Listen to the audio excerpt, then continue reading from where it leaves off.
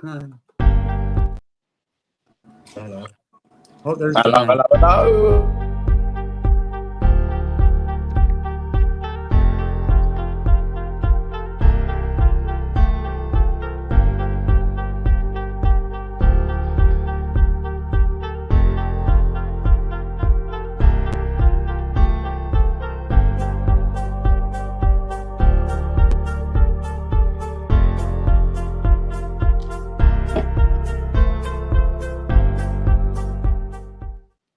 I really screwed that up, didn't I?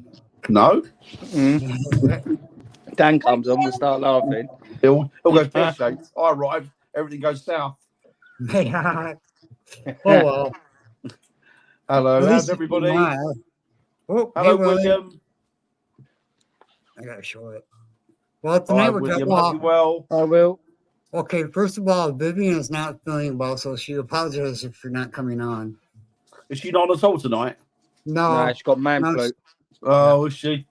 Yeah. Right, we're going to let her have it. Sick note too. I did speak to her over the weekend. She did Hi, seem rough. Irene. Hi, Irene. What did she say, Hi, guys. mate? I did speak to her over the weekend, and she sounded really, really rough. Hi, Sarah. Hi, Sarah. Yeah, she came on last week, didn't it? Yeah. She blames me for giving it to her, even though I haven't seen her. I know, right? You haven't seen her yet, but she's like, well, it's Dan's fault anyway. So yeah, no, she told you that as you're well. still going to get the blame, mate. I know. I'm always in shit street without a paddle, mate. I tell you. Yeah. If it's not you, it's me. So don't worry. Oh yeah, we're like the scapegoat system. I'll wait till I get over there, and then everybody can use me. I'll tell you, mate. You got some catching up to do. Who, me? No, Eric. Oh Me. yeah, yeah. Bugs and flus and colds and all sorts of crap going around at the minute. Everybody seems to be coming down with it, don't they? Well, that's what masks are for. Even though they're supposed to be for COVID, you could just do this everywhere you go. I've done my time with masks is over, mate. I'm not doing that again. Oh, God, I got my husband's happy because I'm making it possible. It probably is. I think it's a global thing. Everybody seems to be getting these bugs at the minute. Yeah. It's still around, isn't it? But it's not like. Well, I don't get sick anymore, though. I didn't get sick during the pandemic, and I didn't get sick for flu season. I don't get sick anymore. That's good. I don't know why. That's good. That's good. Your immunity must be way up. Yeah, which is a good thing. Yeah. So Dan, we're talking about one of your favorite subjects, Bigfooty. Bigfoot. Okay, so we're going to start. What should we start off with regarding Bigfoot? Let's do the recent sightings. Yeah. But it's been, I don't know, the States has always got sightings. Yeah. Obviously, because that seems to be the home of the Bigfoot, really. And there seems to be an upturn in sightings over here as well. I haven't kept my finger on the pulse as much as I did before Christmas. Yeah. But before Christmas, there was sort of sightings every couple of weeks. And now they're looking at the Highlands of Scotland. I was going to say there's been a recent sighting, isn't there? Yeah, sightings. I was looking at an article the other week talking about people going missing in the Highlands of Scotland. And some people are attributing it to cryptid activity, which can only be Bigfoot or Dogman or what have you. But yeah, it's interesting. But do you think Dogman? I know we're supposed to be talking about Bigfoot, but I'm always curious about why people keep calling it Dogman. I mean, is it different than a werewolf? I mean, I think I'm not too sure of the. See, the thing is, I always thought a werewolf was a man that turned into a wolf or took the attributes of a wolf on. You got lycanthropy, haven't you? Which is also and you got I can't think what the disease is called. The disease where people take on the mannerisms and of a dog or a wolf. Yeah. They become, I can't remember that growling, howling, all of that. But a Dogman, I don't know. I mean, as far as I can see, the difference between Dogman and a werewolf is that werewolves are humans that can transform, whereas Dogman seems to be a particular entity that seems to be coming through dimensional shifts. Yeah, that's right. That's all I mean, I'm probably wrong, but from what I can, that's what I can make it out what people's perception of it is. I believe that. Yes, I've been hearing a lot of stories about an actual Bigfoot. I know, right? Bigfoot. Yeah, like Canterbury, exactly. I kept looking Yeah. for it. But I've been hearing stories about Bigfoot being different than an actual Sasquatch. Like, this one person was talking about that Bigfoot are very spiritual, very family oriented, very nice, and Sasquatch aren't. They're more the rogue type of. You know what I mean? Yeah. I'm not. I mean, the thing is like, I mean, you've got them obviously globally. Well, you've got the Yowie in Australia, haven't you? Mm-hmm. You've got the Yeti in Nepal and places like that, haven't you? In the mountain series there. You've got Bigfoot across the United States or in certain areas of the United States. And you got now they seem to be making a show over here. But I mean, we always had things like the what they call woodwoes. We always had woodwoes over here, but these were hairy men going back to the medieval period prior. Whether they were sort of whether they were a form of Bigfoot, I don't know. It's just odd. It's very odd, isn't it? Really, it is. But I guess with the thing, like anything, isn't it, is humans get on the march and they move into territories and they never can. They try and tame the wilderness. Big mistake thinking you can because you can't. I think what happens is that these creatures probably think, well, I've never had a good experience with humans, so I just want to move further in and hide myself. Yeah, you know. It's like when I lived in like Romania and worked out there for a while. And the thing is that the project that was going out there was, I mean, the largest, what was it? The largest numbers of only wild predators. So wolves, bears, Eurasian lynx, anywhere in Europe. But I spent a lot of time out in the woods there and the mountains, camping and trekking. And you never saw one hardly. No. So it'll show you how elusive they are, how much they want to keep away from us. Yeah. And I think that's possibly the same with these Bigfoots or Yetis or whatever you want, whatever you want to term them. I think it's possibly the same. Well, see, when Chris had somebody on, he was talking about structures and stuff on his show. I noticed that, wow, okay, growing up, because I was always in the woods every day, growing up. And I'm like, okay, well, then that makes sense because I've seen trees bent over like that and shaped like that. And I'm like, wow, okay. But I've never seen one myself. But obviously they were there if they're leaving markings behind. They seem to be, when people see them, they seem to be like opportunistic. So it's like, I happen to be driving along this road in wherever in the back of nowhere, and one of them crossed beside me, or one of them walked out in front of the car, or I was camping somewhere and one of them was around the camp. So it's almost like it's an opportunity. It's opportunistic. So they're seeing them more as a matter of accident than they are actually. As in real, yeah. Because you know what? How many of these Bigfoot hunters go out there looking for them, never find one. Been doing it exactly. Never ever find one. Which is quite interesting. Hello, young Vivian. Hello. Hello. Rough. I feel rough. Huh? You're rough still. I come on to be nosy. Good. That's the only reason I'm looking up. Because it's Bigfoot. If you talk about Bigfoot, I can't miss it. Yeah, we're talking about Bigfoot. I was surprised. I thought, even no matter how ill she is, why is she not a Bigfoot song? She'll be coming on, yeah. It's a Bigfoot thing. I love a Bigfoot thing. But Dan, you know more than I do about the way an animal sounds, right? Because you've raised them and everything. And when I was listening to sounds that they were playing, I could tell the difference between an actual Bigfoot and something that would be something else, growling or howling, stuff like that. I'm like, the pitches are different. Yeah. So, I mean, I don't know what to make of it all, but. Well, Viv's got that sounds of the Sierra, isn't she? There you go. Sounds of the Sierra. Yeah. And that's amazing. It's only when you listen to that you think to yourself, actually, I mean, obviously, animal communication's the heart of intelligence anyway, but it's almost like on a human level, their communication seems to be. So yeah, it's odd. It's intriguing though. It's intriguing. Yeah. And I think it's a cool sound. I think it's quite. Oh yeah, they're beautiful sounds. The sound is quite beautiful. I'm wondering how I could play that. You know, that male and female interacting when they're That's chattering. phenomenal. Can't you play it on? Hello, mate. Hello, Andy. How you doing, mate? I bet you can. They can't hear you. I bet you can. I can hear him. Yeah, I can hear him. They're all saying hello, Andy. Yeah, I know. I knew they could hear me. Rita says hello, Andy. Hi, Ree. All right. Yeah, mate. Yes. Andy, how can I play this in here? On your phone? She's Lorna, You have yeah. to play it in your computer. Don't know. Can't you do it on your Yeah, phone? well, You've been playing. you ever seen it play it in your listen to in computer? the background. Actually, That's that's background music. It hasn't got a disk drive in the computer. No, all you could do is play it oh, like on a stereo or something, just have it on in the background. Yeah, you would have to. Have we got a portable? Oh no, what, that alarm clock? There's an alarm clock in there that plays CDs. Is it? Yeah. I've got an alarm clock that plays CDs.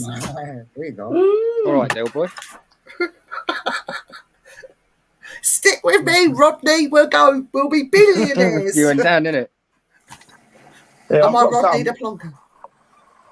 Oh, you got it? I heard the knocks.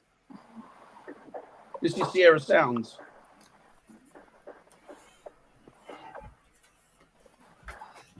Plug it in here, Andy. Plug it in. Well, I heard that. Whooping. Shall I set the alarm clock in 2 minutes or No, something? don't set the alarm. Wow. Okay. Who else is on that? Sorry, bear with me. They are talking on it as well. Or communicating.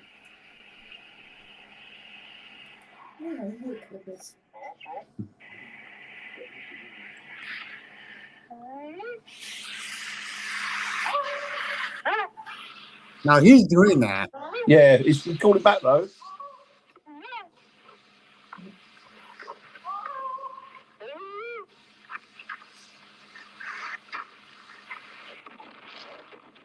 The thing is, I always think to myself, if you get two Bigfoot hunters out there and they don't know which one's out there, one I know, can right? The other.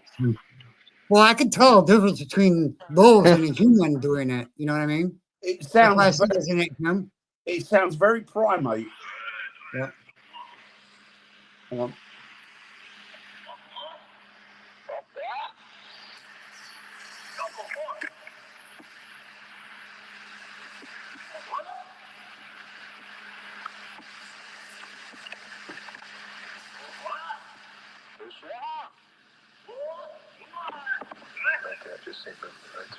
Yeah, that's pretty cool, isn't it?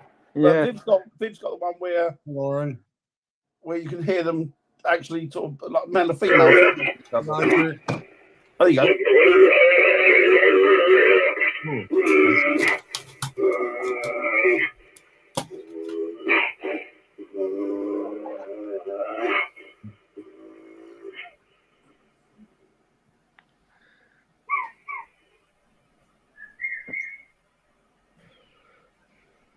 That's not a. What is that? Bigfoot. No, that first part can't be a Bigfoot. Listen. Not the high squeal like that. Back. Oh, that sounds like a bird.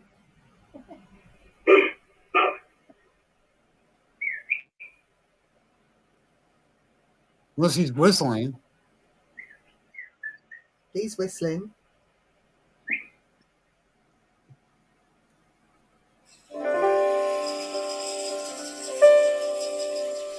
Oh, hang on.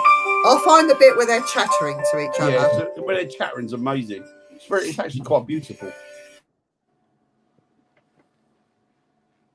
So yeah, I mean, it's obviously I'm guessing they've got a whole array of sounds that they can make for communication, just like we have, I suppose. But Yeah, but do you think it's dangerous playing that though back to them? When you find something on, like if I download an audio on my phone, you don't know what they're actually saying to each other. So, well, the thing is as well, if you're communicating with them and if you're trying to communicate with them by making the sounds, you need to have a rough idea of what you're trying to communicate or convey to them. Because if you could be telling them F off or anything, couldn't you? For all you know, or come and have a go if you think you're airy enough. I think so. I think they are. I really do, because I've been finding out more and more of that. Apparently, in places that's haunted, Bigfoot are, aliens are, almost dogmen are. Which kind of goes back to my thinking that all of this is kind of interrelated on some level. Yeah, everything seems to be connected. Yeah,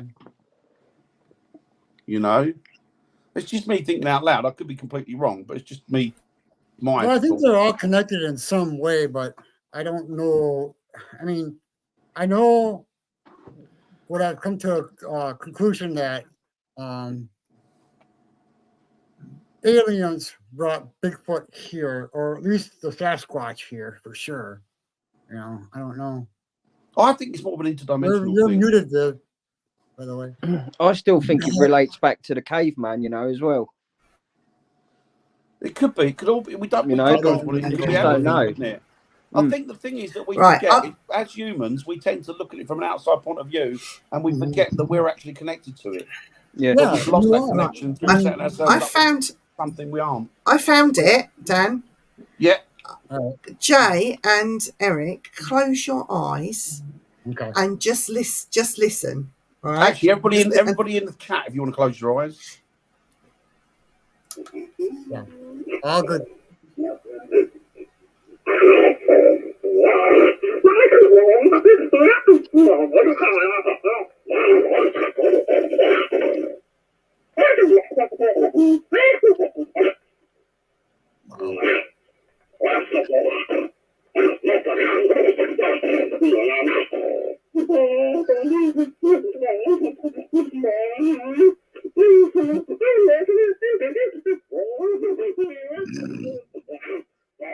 Sounds like a husband and wife arguing. Yeah.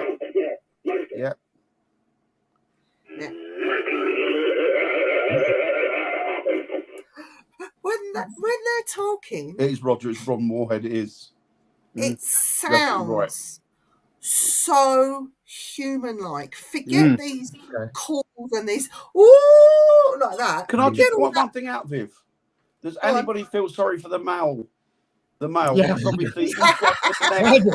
Just like every male on the planet, he's getting in the neck of the old woman. He's done he hasn't emptied the dishwasher or... Oh, Dan, you should be ashamed of yourself. So it sounded. I think it's probably the only second time I've heard that, but it does human-like, doesn't it? Yeah. It's really, she's giving him an earful, isn't she? Yeah. But the thing is, like, all these Sasquatch hunters and people that go out looking, and I've noticed people in the States that talk about it and use their calls and stuff. You're always using these whoop whoop and all these long calls. Why aren't you using their actual voices? Like, if you listen to that, they're actually having a conversation, and it sounds so human. It's amazing. It sounds so human. It's quite beautiful, isn't it? Yeah, it is. It's quite beautiful. I That's why I love playing, that CD. I played it to you for the first time, and you were sitting there like with your mouth open, nearly in tears. I was in tears almost. It touched me that sort of deeply. It was like, just imagine, you've never seen these creatures, but they're out there living their best lives, trying to avoid humans for good reasons. But it kind of relates back how the monkeys talk as well. It's very primate. To like each other, isn't it? Yeah, very primate. Sounds like a lot of the gibbons, the way they communicate is all that, that impression, but like that, which is lovely in itself. But it's interesting. But like Viv says, it'd be interesting to work out what they're saying. Yeah, Bill. Hi, Bill. It sounds like one of them is really having a moan at the other one, doesn't it? When you listen to it, he's having a go at him. He's having a go. Like those spirits we got. Do you remember the spirits that we picked up at the castle? And they were French. and we got the Hey, husband. Jason. We think it was a husband and Hi, wife. They were Jason. chatting and talking to us. When he and I had a bit of a conversation with him, and then she come in and was like asking him, "What are you talking to them for?" Hi, Jason. Yeah, she got the hump God. because it was like everywhere. He must have thought to himself, I thought this was just till death we do part. She's followed me into the spirit world now. Yeah, do you know, Ron Moorhead, what a legend that guy he is. was a legend, yeah. And he's done so much for the Bigfoot community and the Sasquatch community. He went out in the field for how many years? And he's still doing it to this day. Lifetime thing, isn't it? Oh, that man is so committed. And he's still alive. He's still alive. Yeah, he's really? alive. He is, yeah. Well, that's a lifetime's work then in itself, isn't it? Yeah, I know. But he Got to give him kudos for that. He even went and did a bit with the Alaskan killer Bigfoot people, didn't he? He went there and he played his sounds stuff over there. Very he must brave. be in his 80s, mustn't he? He is, yeah. Showing love on the pages. Thanks, Bill. Can you send some love as well to Ron Moorhead? I think he deserves some. He deserves a lot of love, doesn't he? Yeah. You know. Just think, if it wasn't for those sort of, pardon the pun, dogged researchers like him, we wouldn't have any of this. No. Yeah. Do you know what I mean? And the picture of Bigfoot amazing. as well. Yeah, people like that have worked out in the wild collecting not just Bigfoot, but all sorts of cryptids and even like a lot of ghost hunters to an extent. Wouldn't have any of it without them.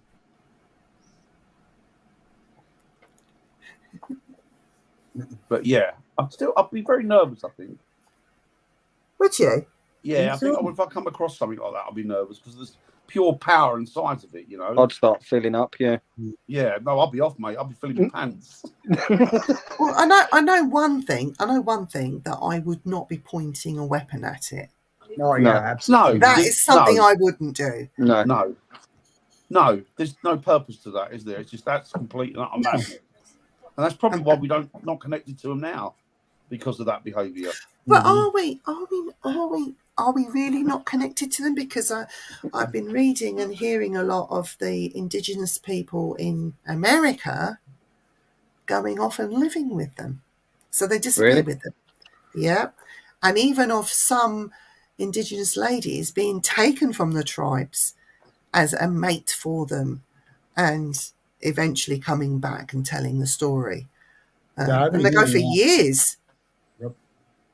It could be a case, couldn't it? These people that go missing in these national parks, and maybe some of them are not actually getting falling foul to the weather or the climate, but being whisked off to these different places. So there are reports of them showing a gentle side, like even that there was a little boy that went missing in a big national park, and they sent out search parties, couldn't find him, and he did eventually come back. He did eventually was found, and there were, because there wasn't, no harm to him at all, and couldn't believe what relatively healthy he looked. And they were asking him, what happened to you? What did you do? Where did you go? And he said, the hairy man looked after me. And for a small kid to say something like that, the hairy man looked after me. There was that little girl as well. Do you remember years ago, back in the 50s, when she went missing, and they sent out a hunt for her, and they couldn't find her anywhere. I think she was about 4 or 5. Couldn't find her anywhere, and they went up this. They followed this track up the side of a mountain, and then they heard her calling, and then looking around, and then eventually they climbed up through this pass, got to the top, and she was there. But she was in a nest. It was really? A nest built with leaves and what have you. She was in the middle of it, so obviously she was being protected. And she told them that the hairy man had found her, and it worked. Yeah. She walked off. He hadn't taken her. She just walked off and got lost from her home. He'd found her, and then he'd put her there and looked after her until people came along. Yeah, according to what she said, Well, so like I said, good side to him. They got a good side to him, Eric. Well, yeah. I mean, it's just like I was talking about before, is that the difference between Bigfoot and Sasquatch is that apparently Bigfoot loves so deeply that it just makes people cry. I did hear a guy one day. He was he'd run a podcast like this. He was a paranormal, not investigator, but he was really into the paranormal, and he set it up with a couple of other investigators, with a couple of other well-known British herpetologists. And he was on there one day, and he was talking to a guy who had his experiences with Bigfoot, and he turned around and he said, "So this thing came up to your like your door." He went, "Yeah." He went, "It came up quite a lot." He went, "Why didn't you shoot it?" Why didn't you shoot it? The first thing out of this guy's mouth. Why didn't you shoot it? And this, I'll tell you, it was. I think it was. Well, I won't tell you it was, but it was a parapsychologist, a British one. Went, "Why is it always guns? Yeah, why? Why is the first option you jump to guns? Why do you need to do that? There's no need to do that. If it's not hurting you, you don't need to revert to guns." Exactly. You don't need to point a gun. The only reason why you carry a gun is to kill something. Yeah. Just because it looks weird, just because it looks odd, just because it's bigger than you and more powerful than you, right?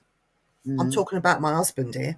It doesn't mean he's going to kill me. That's the thing, isn't it? Exactly. Doesn't mean he's going to kill me. Doesn't mean he's horrible. He just sometimes looks a bit strange, you know. And you've got to say the same about these creatures. Like, you know, you get a dog, right? You treat that dog nastily, it's going to be nasty. Going to bite. It's going to be nasty, and it's going to bite you.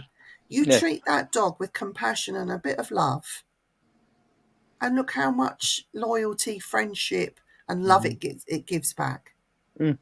It's the same thing. You know, look how much love and loyalty I give Jay, and how much he gives back. Loads. The same with Dan. That's not what he said. It's true though. You look a lot of big blokes. How many big blokes you know that are powerful? They're powerhouses, like your Andy and that. But you know, they never ever revert to violence. He's a gentle giant, isn't he?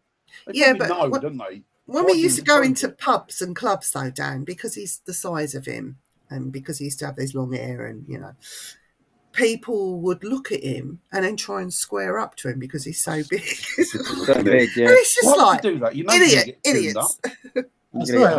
Go away. You know it. You know you're going to get good hiding. Why would you do? They're morons, though, aren't they? Yeah. I still have a beard, Robert, just not as long as it was. His name is Robert. His name is Emmett Brown. Doctor or professor? Is it professor? Professor Emmett, not Eric. Emmett. I said misspells it.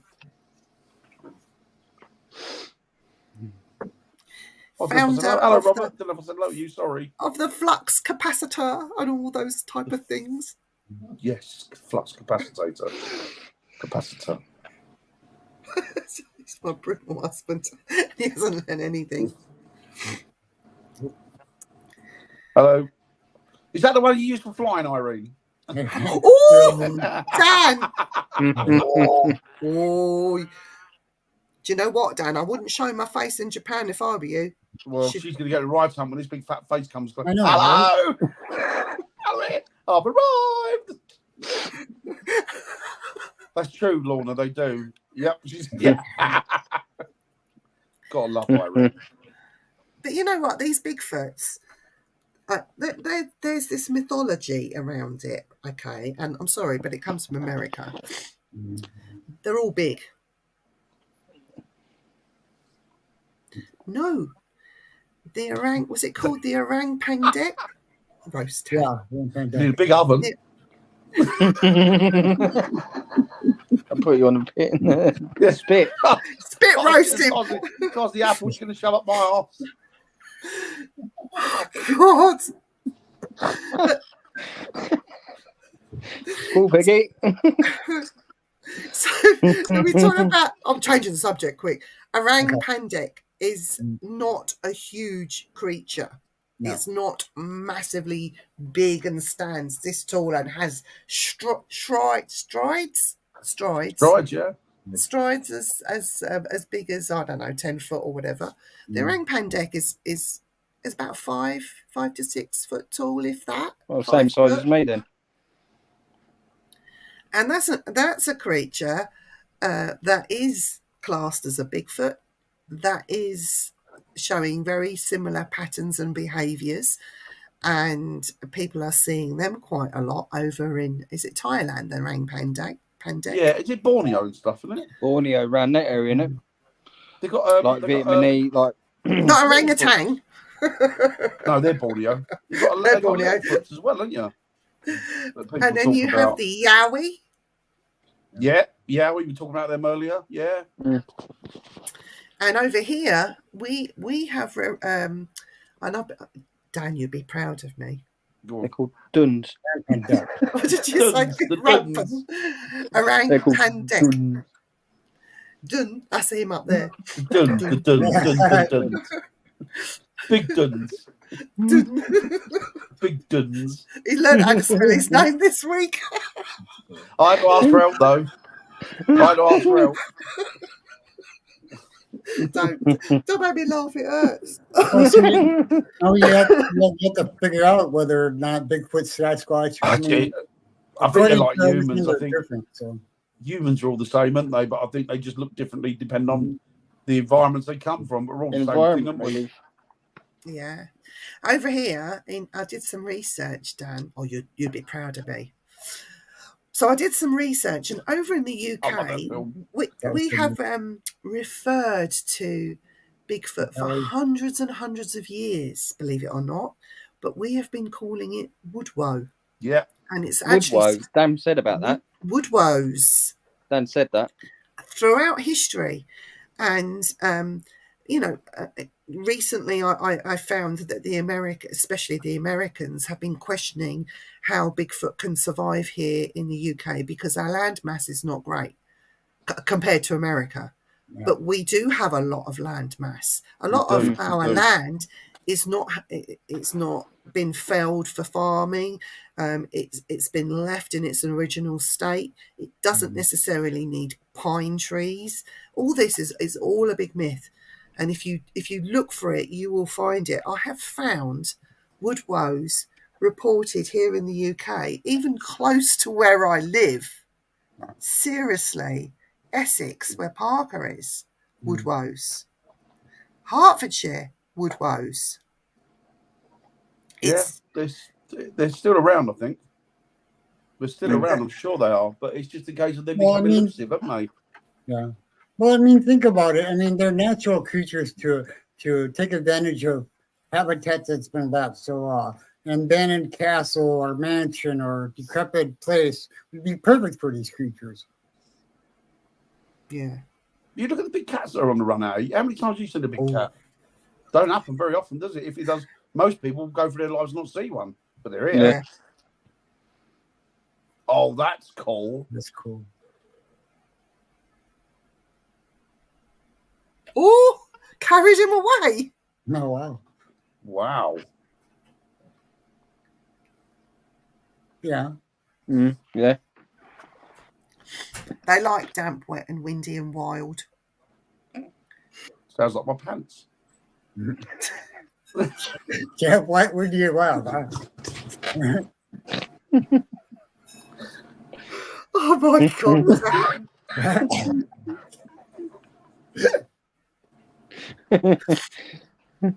It hurts. Dan, let me just tell you, it does hurt. I bet it does. Horrible, isn't it? Does it, Dan? They never found the body. I wonder what he'd done with it then. Probably treated it like food, maybe. Maybe. A lot of people have not opened their third eye. This is another question. Yeah. Do you need to be spiritual to see these creatures, or not I don't necessarily? think so. I don't think so. This podcast. I think it's whatever vibration you're on. I don't think you need your third eye because you don't have to be spiritual to see spirit either. Let's be honest, as people don't use the two they've got most of the time, do they? Wow. That is true. But if you were spiritual, you're more likely to see it. Yeah. or sensitive even. Yeah, I think that's probably right, sensitive. actually. Because look at Dan, he's as sensitive as a brick. He's a spiritual. Well, apparently not if he's seeing ghosts that he's talking to for a half hour. Exactly.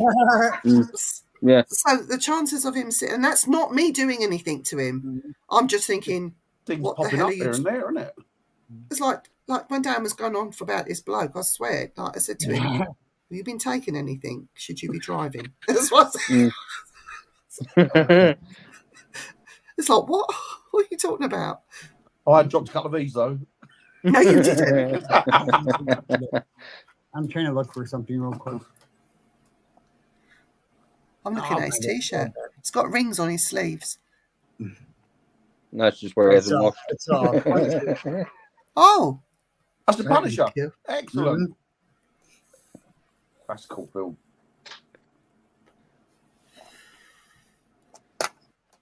So people are saying, Dan, that nobody has ever found Bigfoot bones. Well, I thought they had. We know all about the what do you call it in America, don't we? The bones. The bones of giants that were found, and all of a sudden Oh, they were yeah. Smithsonian, and then they were never seen again. Yeah. And when they asked where them giant bones of giants were, and it's documented, and there's photos out there, proper photos of these bones being unearthed by archaeologists. And then when asked where they went to Smithsonian. You go to Smithsonian, no, don't know anything about bones. Oh, I know, right? It's all hiding your history, man. It's hiding your history. So you know. So what is it they don't want you to know? Do you think? A lot of things. Probably covering up because they think they're not real. You know, people talk about cover-ups and stuff like that. I don't think it's just necessarily just that. I think it's the more dangerous stuff that they're trying to keep from us. But I don't think they're dangerous, though. If you think I don't think it's dangerous. Right? I don't think it's dangerous. If you think about it, right? If somebody said to you in the morning, right, on the human race, aliens have landed, people don't really get no friends anymore, do they? It's like, oh, have they? No. I think that's what the general populace would say. Okay, not really a surprise. Quite exciting. Not really a surprise, though. We kind of knew that. Mm. If you turn around and said, lots of these things. Hi, Nettie. Right? Oh, hi, Annette. Oh, we're living in these timelines are not quite right. Yeah. Yes. Yeah. Yes. Or it's open for... well, the timelines aren't right. Fair enough. Understand that. Not a problem. Okay. So you can tell. So if those things that they're telling you, they're not going to release information to the human race because the human race should go mental and lose it because of fear. And we know that the human race wouldn't lose it because they're completely on board with all that. What are they hiding that people are frightened of? What are those bones from giant people who made? I think they're frightened because Nephilim. they've discovered something. Nephilim. And they do exist. Because if people think, or something that's going to be dangerous to the people that are in power and the higher ups that are controlling everything that they don't want us to know, because once we know the secret, that's their power gone. Yeah, that's what I think it is. I think it's basically just that. Once you know all the secrets, they're in control of you. It's gone. It's gone. It's gone. You know, it's absolutely gone. I think that's what it is. I think there is more that they're frightened than we are. Yep. You know what I mean? No matter what they told you in the morning, you go along with it. You think, well, I can't change the situation. I'm just going to make the best of the situation I've got. Right? Whereas for them to lose power, which is what it's all about, isn't it? For them to lose power, that's not going to be good, is it? Here's a question. Right. Exactly, Robert. I'm going to bring a little bit of archaeology into this. Why is it the laws are so different when it comes to digging up archaeology? For example, if I found something here in my back garden, I could dig and I could keep digging until I realised what it was, keep digging. Then you'd have to stop. If it was something of great importance, they would say call in the archaeologists. Okay. If I found what looked like human bones, report it to the police. But whatever I find on my land does not belong to me. No. Right? No. It then becomes not part of treasure trove, because not all what I dig up is necessarily treasure. It could be just bones. Yeah. So it doesn't belong to me. It then becomes part of the, what would you call it? The archaeological. No. It doesn't. Yeah, I know what you mean. So if I found huge human-like bones, let's say I found a human skull that looked about this massive, huge thing, right? Do you think I should be reporting it? Now, in the States, in America, you're not allowed to dig, full stop. No. You have to have a license. Yes. You're not allowed to dig, full stop. And if you stubbed your toe on something, and what's that? And you sort of just dug around it and you found a bone sticking up, and it looked old and it looked massive, you still couldn't dig it up. No. Why is that? I have no idea. Are your governments trying to hide something still? Yeah, so Probably. If you found anything of any significance like that, as soon as you uncovered it, they'd be down. They'd throw you out of the house. They'd take over everything. If we digged up the boathouse at the cottage to build a new one, and we found bones under there, we had to stop and call the police. Right. I don't know. And we couldn't do anything else. We had to clear the area. It became a crime scene, basically, just right away. If they found those bones not to be old, not to be recent, let's say they're old bones. Okay, it's no longer a crime scene. Can you still dig? No, probably not. It's archaeology type of thing then, where they still bring in a team of archaeologists to find out who it is. But the archaeologists don't necessarily get given the licenses to dig. No. Why? I have no idea. Yeah, I own the rights to my land and property here. But if I found something of significance, and I know that there is under my house, that's another story. We won't talk about that. Yeah, exactly. It would. Which is why a lot of these archaeologists and historians now, the ones that are government funded, don't want the truth to come out, because it would blow them out of the water and all their funding would go. There was a talk about what these Bigfoot are eating. Speculation, let's call it, which is why they're saying that Bigfoot could never be here in the UK. Now, there's been arguments to say that we have a lot of sheep, a hell of a lot of sheep. Deer. Well, they're doing Wales. And in Scotland, have some woolly ones. Highland cattle. Yeah, but they have all this. They do have food is a plentiful, and they can also forage. So they have plenty to eat over here as well, including the big cats. So this is another argument. I'm giving arguments for UK Bigfoot. There is lots of telltale signs, only people are not looking for it anymore. Plus, some creatures are they're pretty big without having to have a massive intake on a diet. No. And the muscles are there because they're naturally formed like that, you know. So it could be that. It could be like, well, they don't need a massive diet. They only need X amount, and you know that sustains them or what have you, and they're just naturally big anyway. Yeah, people are not collecting, you know, like they do in the States. I suppose it's more readily available or free, not as expensive as it would be over here. But they're not collecting the hairs samples. They're not. We go out, walk through the forest. We wouldn't think about taking a plaster cast kit because it will bog us down, and you know. But I think there's something that if we're going to be doing these sort of things and looking at this more seriously, it's something that we're going to just have to, you know, like a ghost hunter would take a torch or a K2, plaster of Paris and a bottle of water. and some plastic bags to collect hair samples without touching them. Yep. That sort of thing, you know. It's funny because we talk about all these cryptids and these cryptid hunters, but what is actually part of their kit? What would you take? I thought about this because there is a project that's going on this year, and this question come across my mind. Would I take Bigfoot calling? No, I wouldn't. Would I take the chattering? No, I wouldn't.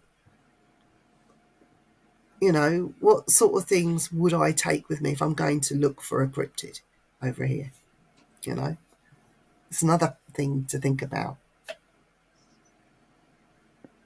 Yeah,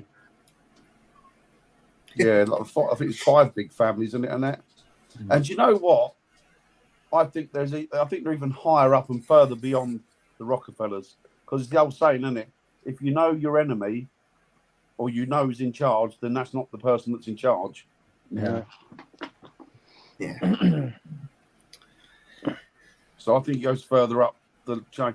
It's like, I'm going to get political. I'm not going to get political to the sense that, but like the WEF, World Economic Forum, my opinions on that is that I don't think, and I might be wrong, I don't think Nazi Germany collapsed.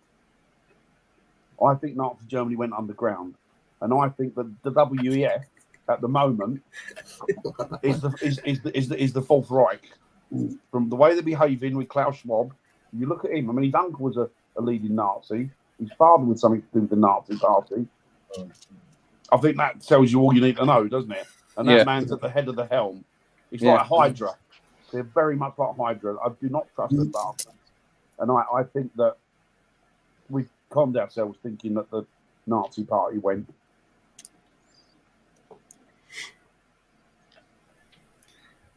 Oh, Mr. Trump. I refuse to let him become. Nutcase. There's that Schwab you're on about, Annette. Klaus Schwab.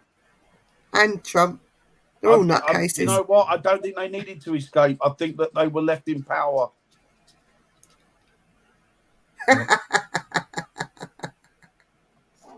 He's trying. He's on the thing. He's trying. But I don't think they'll allow him to. Even the Republicans are saying no. It is funny.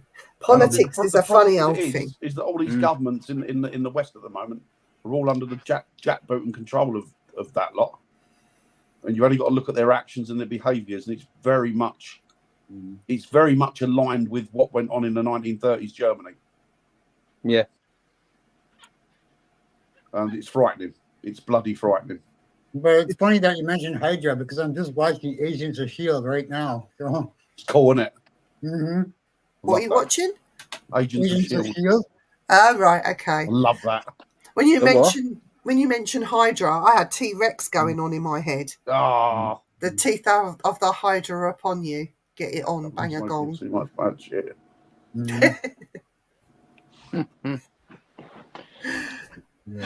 I don't even mention it on Facebook because I know that I'll have the police on my doorstep.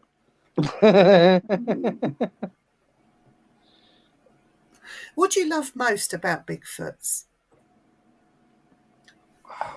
I mean, I've obviously never seen one.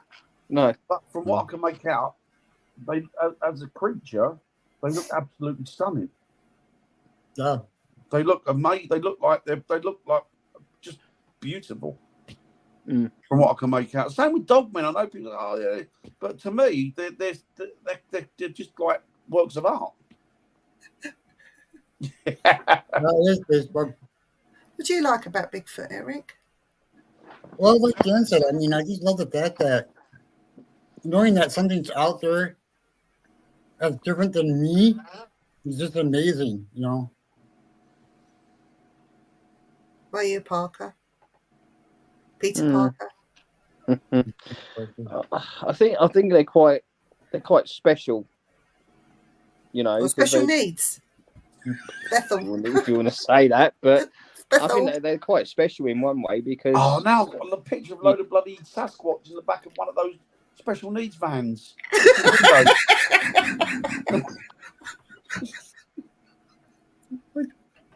All getting a ride on the short, dribbling on the windows. Getting a ride on the short bus.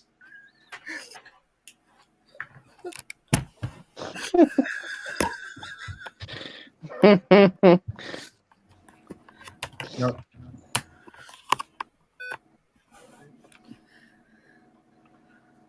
Oh, could you imagine a Sasquatch baby? I bet that'd hide be and cute. seek ability, yeah. The what? So do I. Hide and... Yeah, I do, Robert. I do.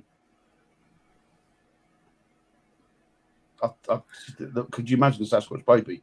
Could you imagine how bloody cute that'd be? Mm. Well, I went to the North American Bigfoot Centre. That's owned and run by Cliff Barrackman. Yeah. And people that don't know who Cliff Barrackman is, he is one of the people that would go out and look, and I wouldn't call it hunt because that's not a right word it's not. to You're use. right. It's not. Go on expeditions looking for Bigfoots and for signs and, just trying to prove or disprove that they're there. And over the years, this man has not just been doing it for the last 5 years because he's been offered a TV deal. He's actually been interested and been looking at Bigfoot because he lives in Oregon, which is the Bigfoot Highway. It's the capital of all Bigfoots. They all seem to have a lot of sightings over there. So I went and I actually spoke to him. I looked around, and in his museum that he has the actual camera that took the Patterson footage. Amazing. Now, he was gifted that by the family after the event of one of them died. They died or something, I don't know, anyway. So he was gifted it. There's pictures of him receiving it, put it up on display, and they show the film in its rawity, like the raw film as much as they can. Then they show you the other films where people have tried to enhance it and all the rest of it. And then they talk about Patty herself and how they now believe that that actual Bigfoot is a female and not a male, and they tell you why. It's really, really interesting. But they also tell you the story of the two of them on horseback. They were filming elsewhere. They were just travelling through. They stopped for a rest, and one of them spotted Patty walking past. And so it's quite a jerky film because he's actually on his horse. He had it with him by the side of him. So he just quietly just got it out and started filming while the horse was still moving, and you see it stop and turn around and look. It's an amazing thing to actually go there, to read, see, experience, and listen to people's point of views, because it's not just saying, oh, this is right, this is Bigfoot, and that's it. They give you all the arguments. And I learned a lot from going there and seeing that. If you got to think and think about this. If you're somewhere enjoying the views and you see something like that walk past, how many of you would think to get your camera out and start filming? Not many. Not many. No. When you go ghost hunting and something happens, unless you've got it already rolling on your handheld or you shut up. You're not going to be filming it, are you? You're just going to be enjoying it or and looking laughing at it for what it is. So I hats off to these two guys that one of them actually had the sense to pick up his camera and film it. Because if that was me, I'd have had my camera in my hand. I wouldn't have pressed that button. I'd be looking at it. Oh my God. Yeah. Did anybody see that footage that came out probably on around about Christmas? Guy was on this train going through American. Yeah, I saw that. Yes. Stunning. And you saw the Sasquatch. It could only have been that. You saw it walk down, look at the train. They're videoing it, and it stops and it kneels down like it's trying to hide. It's like me picking up a leaf. They're seeing it. Going home by a twig, isn't it? It's quite really cute, actually. Then it gets up and then it walks on. William, you haven't, have you? Oh, wow. That's interesting. Wow. Now, that is very interesting. Yes, that's impressive. Mm-hmm. But yeah, it's the cutest video, I think. What does that Irene say? You know, in and around America, people are feeding them, and if you don't keep feeding them, they will get angry, and the rules are they never feed the wildlife because they can get sick. Our food is toxic. Now, I have qualms about that because people put out food near where they live, right? Mm-hmm. So they're encouraging these things to come to their property, right? It's like when you feed the birds. You start feeding the birds, they come and they want you to feed them again. They don't expect it, but they, feed them. Yeah. They'll come to see if there's food. It says that some of them are getting violent and angry because there's no food. I can't believe that. It's not in... when you think about wild animals, they don't, do they, Dan? Unless you... No, unless you piss them off. There's a guy in America who moved out of it talking about that, feeding them. Yep. And he said what he does is he leaves little presents out for them of food. Because when he moved into this place, he started getting the feeling that something was watching him. Like he bought a lot of massive forest, and like loads of, there's a mountain on the back of the garden and everything. And he said he thought when he moved there, he was working the land a bit. He felt a little bit uncomfortable, like somebody was watching him.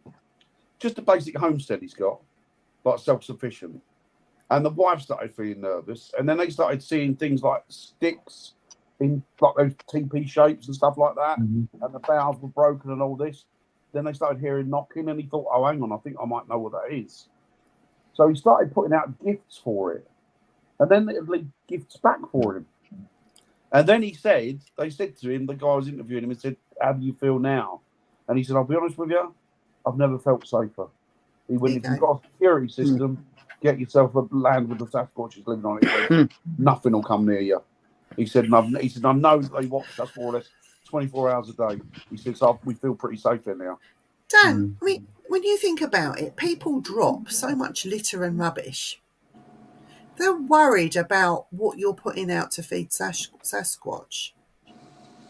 Don't worry about cleaning up. Exactly. And the crap they put in the water. Yes. That feeds into natural streams, doesn't it, eventually? Yes, yep. yes.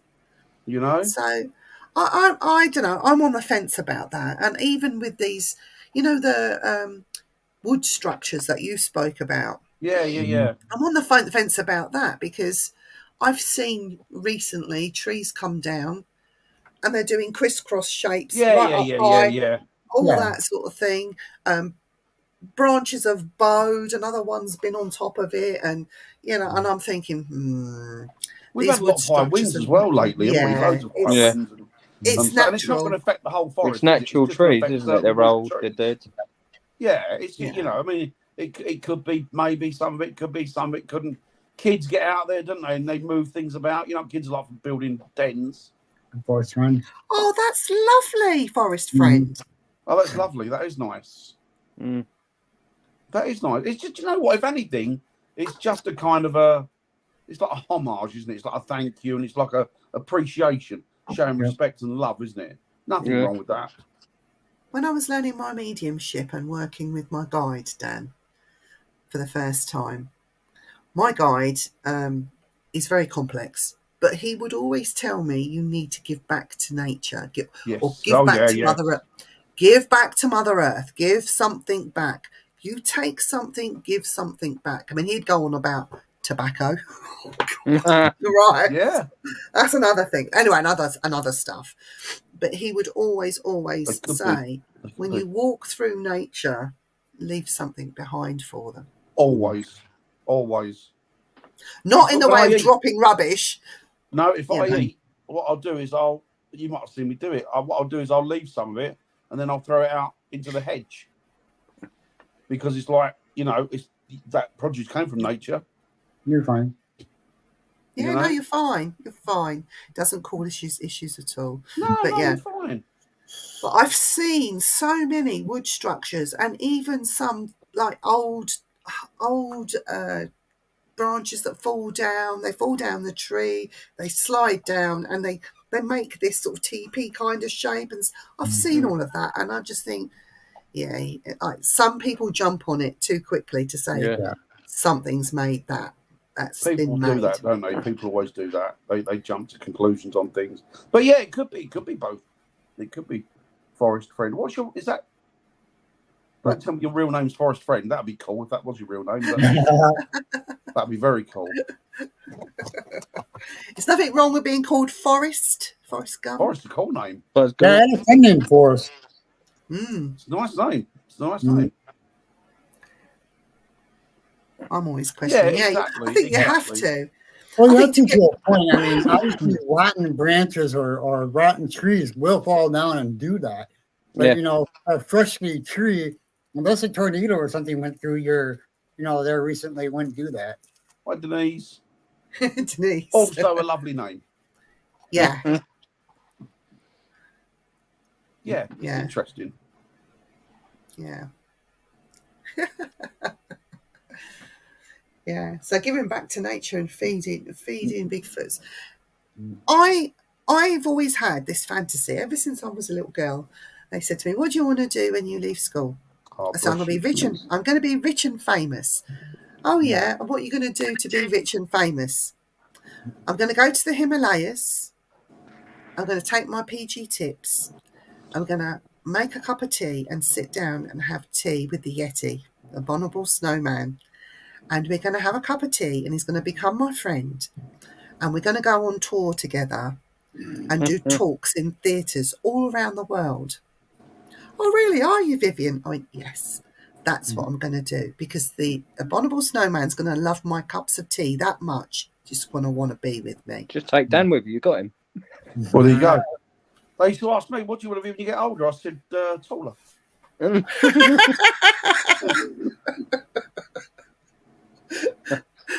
You're still not very tall, are you? No, I'm not tall.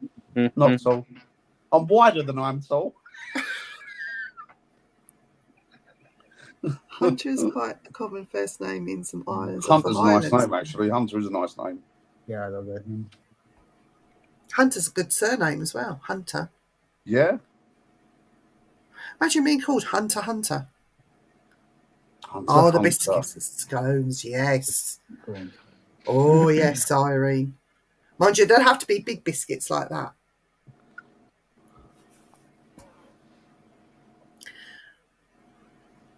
I've always wondered about tea time.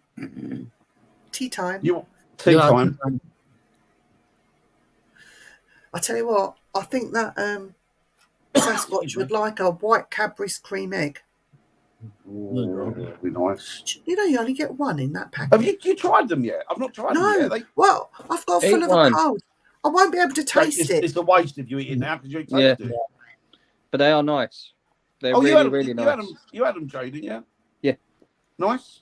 Very nice. Oh, yeah, really nice. How do you eat yours? Half, and then take the middle out and then eat the rest. Do you lick it out? That's what, I was going to say that. But I was like, no, I'm going to be Hi, Robin. Naughty. I'm not going to be naughty. Good to see you. Hope you're doing well. She's a lovely lady, Robin. Yeah, she's a lovely person, Robin. But yeah, they are nice. I like them. I like cream eggs. One of my favourite. Especially the McDonald's McFlurry one as well. Oh, McDonald's McFlurry one's nice. Yeah. I think we have to introduce Sasquatch to Cadbury's cream eggs. Do you reckon he'd like them? Probably. I don't know about that, but I'd certainly like creaming on eggs. If the girl doesn't mind, I'll always cream on the eggs. So. Dan! That's what he done for him. He's gone.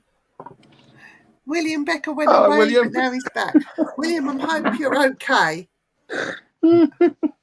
Where'd you go? How I'm not on the list somewhere? Yeah, somewhere. Yeah, lost it. Yep. Oh, dear. Corpus Christi, Texas. Wow. Oh, you moved. Oh, crap. That's At quite the a big move beach, as well, yes. isn't it? Yeah. Nice. Well, you went in Texas before, Robin, were you? No, she was on shortbread Irene. Now you're talking. she's on the banks of the Mississippi River. She was, wasn't she? Oh wow. What's it like where you are now, Robin? Is it nice? Probably hot. Or do cold. you miss the Mississippi? Yeah, I bet it is warmer. Yeah. Yeah, it's warm there. Oh, Yep. wow, William. But just please safe. stay safe. Yeah, don't go out, William, unless you need to. No. Stay I don't in. think we're getting one here, but we got Nice warm breezes. Instead of Robin Virginia, is we had lovely. over a foot of snow. So He's Except the north expecting of an ice storm. Yeah, that sounds deadly. that sounds awful. I worry about William. I'm coming over there this year, William. Don't you worry. I'll look after you. You be careful, William, please. mm. Me and William are going to bring the red light to people of Oregon again. Ooh, I you're think doing they that this need year? it. You're doing this year? Excellent. No, we're not going. I'm not going to do any talks or going to any conventions or anything. I believe that. Stay home. Stay home. Be safe. Yeah, I bet it is cold. It's amazing because your idea of cold is a lot different than ours. Yeah. Definitely is. Your cold is like cold. Cold. Our cold's just cold. Yeah. But your cold is cold. And your Corpus- warm is warm. Corpus Christi. We got a Corpus Christi in England. It's Corpus Christi College, haven't we, Dan? Isn't that We have, yeah, we have. As Oxford, isn't it? We have Corpus Christi. Yeah, it's Oxford, I think. Excuse me. No. Was that a burp? What Hope it was was that? a Yeah, burp. yeah. I thought he was drawing for You're I not- thought you'd left that Yeti recording on, Viv. No, it's Parker trumping. Oh, he burped. No, well, I wasn't trumping, I was burping. Ah, Same Yeah. here. Well, Japan, It I seems to know, be a- so that's one thing I do know about them. I think Japan's weather's pretty similar to ours, isn't it? doesn't Yeah. Osaka? Is it Osaka has Well- snow? From what I can understand. Yep, -11. Whoa. Minus 11. It's Oh. minus 35 here. So, Woo, What now? Osaka. yeah, right now, minus 35 here. I bet you got the Whoa. aircon on, didn't you? Mhm. Irene says yes. Irene says yes. They have snow in Osaka. We're never prepared for it, Annette. We're never prepared for it. No. Yeah. Where's that? Hokkaido. I can't pronounce that. I don't want to get it wrong. Hokkaido. Hokkaido. Hokkaido. Hokkaido. Hokkaido. What? No. Oh, Irene, I bet the mountains are looking stunning out there. Oh, I bet Fuji. I bet Fuji's looking yeah, beautiful. Fuji's stunning all year round, isn't it? She is, yeah. That is such a beautiful mountain to look at. Oh, it's stunning. Yeah, Fuji's stunning. Yeah, She volcanic. She isn't she? I think so. I think so, yeah. He's looking at it. Yeah, it gets cold here. Yes. Did you? Ooh. Sorry, did you say minus 35? Yep, minus 35. I can't get my head around that. Do you go out in it, Eric? Oh, yeah. What's Braver it like, than me. Eric? Huh? What it was like? that about? What did Can you breathe all right in Can it, you or is say? it? Yeah, it can be all right there. Does your beard get all Yeah, it gets icicles on hard? it. Yeah, Does gets it- icicles on it. Please If tell I'm me there on aren't the people long living enough. homeless there. Yeah. That night, it will the be. day that we had the night that we had the snowstorm, like I said, it got over a foot of snow here, and the roads haven't been made cleared out until the afternoon of the next day. I went out on some of the slippery roads in the world, and I had to see about 2,000 people out. What about the poor homeless, Eric? Have they got anywhere to Oh, go? we have Or- shelters here. But I guess all of them don't get into them, do they? A lot of them do. They know there's special places that people open up, stay warm during this time of year. So. Got to, you can't have people like that. A lot of homeless people, though, like I learned from William, that they won't go into the homeless shelters because they won't accept the dogs because they have like pets with them. So if they can't take their dog in there, they refuse to go. I've seen a few people in the States where I watched this guy, an American fella, and he goes round to a lot of people that living on the streets. Ordinary, not junkies or anything like that, nothing like that. Ordinary people that have whatever life fortunes has thrown at them, they've ended up on the streets. And a lot of them won't go into them because they said of the theft. And a lot of the girls won't go into them because of the sexual, like, you know. And you think to yourself, it's 21st century, man. What are we doing? I know there's people with mental health and that. They need help as much as, you know, more really, because they're not aware of the situation, but a lot of them. But, man, what kind of world is it? 21st century. And yet the world's still at war, blowing shit out of each other, but you can't find money to get people off the streets and feed the homeless and the poor. Yeah, I knew this one guy where I lived before I met Rita. His name was Mel. Now, to understand this guy's mental health, he walked the streets, talked to himself all the time, and presumably was homeless. Find out later on that people actually know him, that he was a very rich man, just chose to live out on the streets. Yeah.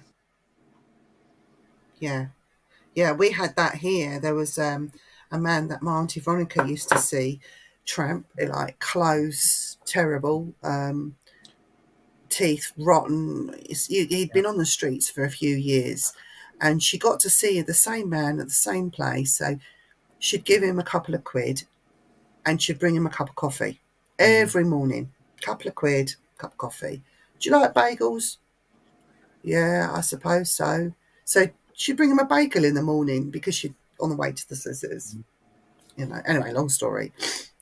And she got talking to him. She won his confidence and got talking to him. And she said, do you need to be out here on the streets? And he said, yes, this is my home. I choose to be on the streets. And then one day, like, she was talking to someone that knew him because he'd gone, like just disappeared. Oh, where's so-and-so gone? He's disappeared. Oh, they found him and he's gone back home. What do you mean they found him and he's gone back home? He's been missing for about 10 years. Like, what? Like, he'd been living on the streets for 10 years. And they said, oh, he's gone back home. Oh, well, that's good he's with his family. No, you don't understand. This man was a multi-millionaire, owned his own companies that were big corporations over here.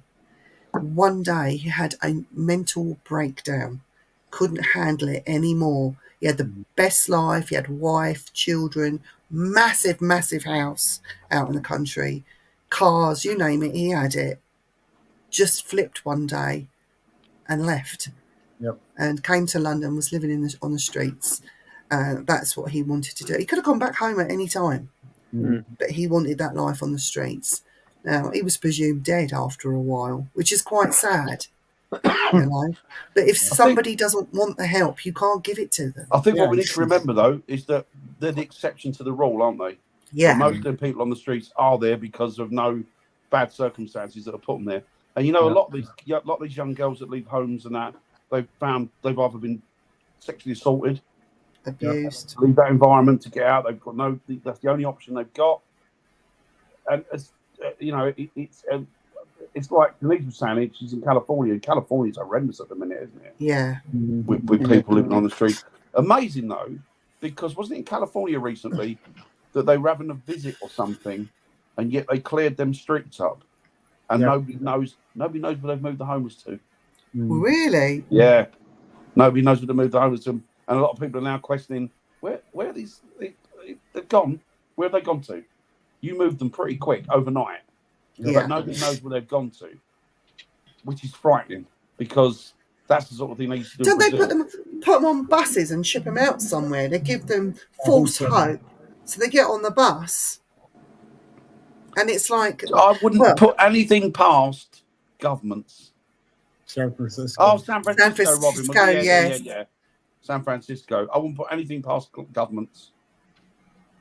You know, Yeah. it's just, and the thing is frightening to think that it doesn't take much for somebody to end up in that situation. No.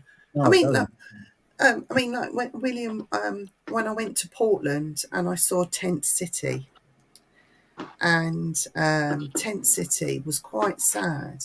Yeah, because a lot of people that are homeless for many reasons, sometimes not even their own, and they go to their local council. Irene. I'm homeless. I'm being kicked out. Whatever. You know what they do? They give them a tent and say you're not homeless anymore. Go and find somewhere to pitch it. Really? Basically.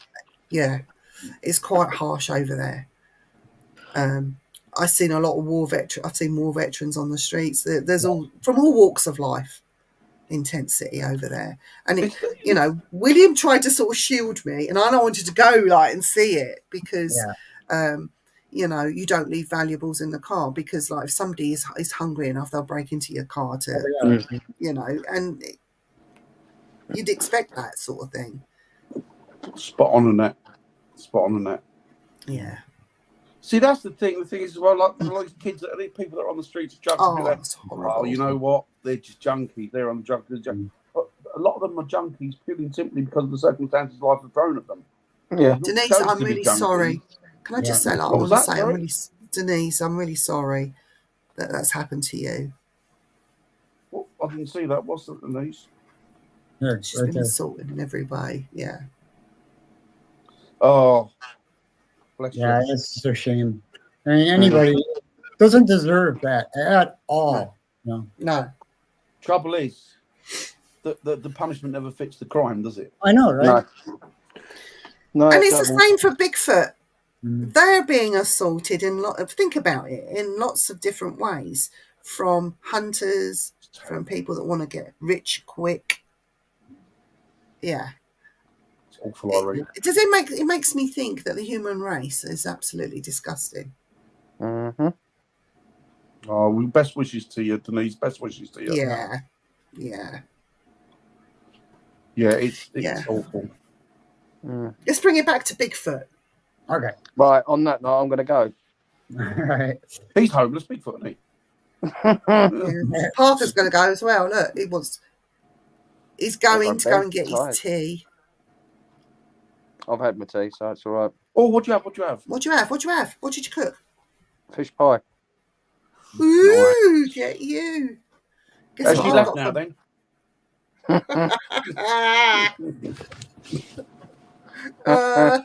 Right, on that note, I'm going. Take it easy, brother. Love you. Speak to you soon. Love you, Parker. Love you. Speak to you soon. Bless his cottons, fish pie. He's a good lad. Bye. Mom, he's a little too late there. He's gone for his leftovers fish pie. No, good night, Irene. Night, Irene. Where's Irene gone? She's got a bed, Irene. Yeah, she's got to go to bed. Oh, Irene, you're very rude. I haven't finished yet. Poor Irene. Hey, love you, really, Irene. Yeah. We're not anywhere he wants or she wants. Yeah, who's going to stop them? Yeah. I wouldn't. I'd curl up in there with him because imagine all that fur around you keeping you warm.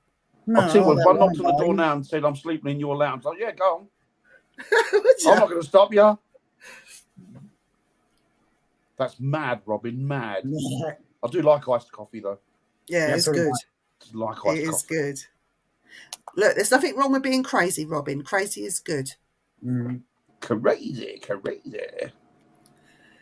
Yeah. So I'm gonna pop off now because yeah, I'm me feeling too. tired. I am feeling tired. Now? Well, I guess we'll end it here then. Good night, everybody. Night, Night, everyone. everybody. Lots of love. Speak to you soon.